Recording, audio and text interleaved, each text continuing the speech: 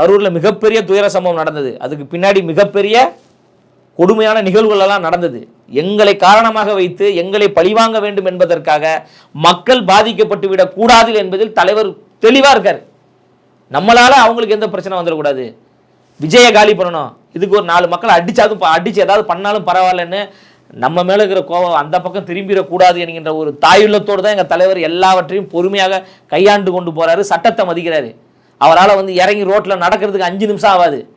அவர் இறங்கி வந்தால் சட்ட ஒழுங்கு பிரச்சனை ஏற்படும். சட்ட ஒழுங்கு பிரச்சனை ஏற்பட்டால் யாருக்கு கெட்ட பேர்? அரசாங்கத்துக்கு கெட்ட பேர், காவல்துறை கெட்ட பேர். ஸ்டாலின் அவர்களுடைய பேரையும் எங்க தலைவர் தான் காப்பாத்துறாரு. ஏதோ ஒரு வகையில் திமுக நீங்க நல்லது பண்ணிட்டு இருக்கீங்க. திமுக நல்லது பண்ணலங்க, மக்களுக்கு நல்லது பண்ணல, அரசாங்கத்துக்கு நல்லது பண்றீங்க. இப்ப இறங்கி வந்தா சட்ட ஒழுங்கு சீர்கேடாயிரும், பிரச்சனை. அதே ஸ்டாலின் அவர்கள் உணர்ந்து கொள்ளணும்னு நாங்க நினைக்கிறோம். நாங்க நினைச்சிருந்தா சட்ட ஒழுங்கு பிரச்சனை எங்களால் ஏற்படுத்த முடியும்.